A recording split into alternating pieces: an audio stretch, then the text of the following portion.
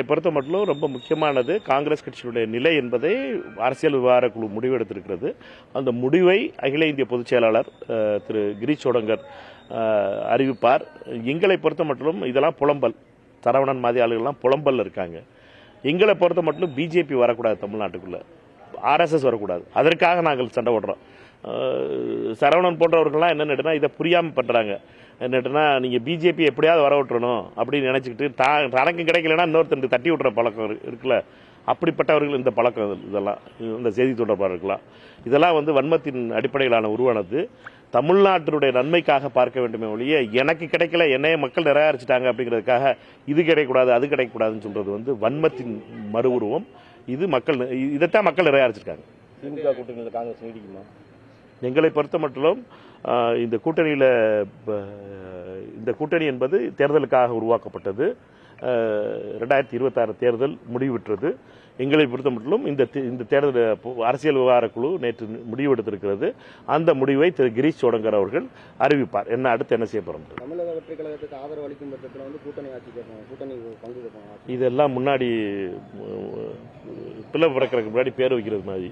அதனால நீங்க முதல்ல அதெல்லாம் நடக்கட்டும். என்னன்னா நம்மளை பொறுத்த மட்டும் தமிழக மக்கள், தமிழக வாக்காளர்கள் தெளிவாக முடிவிட்டிருக்காங்க.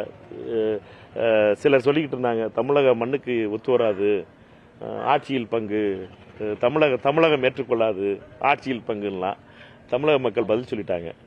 தமிழக மக்கள் தீர்மானிச்சுட்டாங்க. அதனால இதெல்லாம் நடக்கிறது என்னங்கிறத பார்ப்போம். நம்ம அதெல்லாம் எனக்கு தெரியல. என்னையை பொறுத்த மட்டும் நான் இதைத்தான் சொல்ல முடியும். நான் நேற்றுக்கு கலந்து கொண்ட கூட்டத்தில், அரசியல் விவகார குழு கூட்டத்தில் இது சில முடிவுகள் எடுக்கப்பட்டது. அந்த முடிவுகளை பற்றிய அறிவிப்பை கிரீஷ் சோடங்கர் அவர்கள் தான் அறிவிக்க முடியும். பல ஆண்டுகள் கழிச்சு திராவிட கட்சிகளை தமிழக மண்ணில இருந்து அகற்றிருக்காரு. எப்படி பாக்குறீங்க? காங்கிரஸ் கழிச்சு அதுக்கடுத்து திராவிட கட்சிகள் அதிமுக திமுக தான் ஆண்டுகிட்டு இருந்துச்சு. இப்ப அது தமிழகத்திலிருந்து விலக்கி வைக்கப்பட்டிருக்கு, ஒரு புது கட்சி வந்திருக்கு. எப்படி பாக்குறீங்க? இல்லை, நம்ம பொறுத்த மட்டும் நீங்கள் திராவிட கட்சிகள்னு நீங்கள் சொல்கிற ஐடியாலஜிக்கல் ஸ்பேஸை என்னை பொறுத்த மட்டும் தமிழக வெற்றி கழகத்திலும் அதே ஐடியாலஜிக்கல் ஸ்பேஸ் தான் அவர் பேசுகிறார். அவர் பேசுகிற ஐடியாலஜிங்கிறது என்னன்னா, தாவேகா பேசுகின்ற கொள்கைகளும் ஏறக்குறைய திமுக அதிமுக ஒரு எம்ஜிஆர் கலைஞர் போன்ற பேசிய அதே அரசியலை தான் அவரும் பேசிக்கிட்டு இருக்கார்.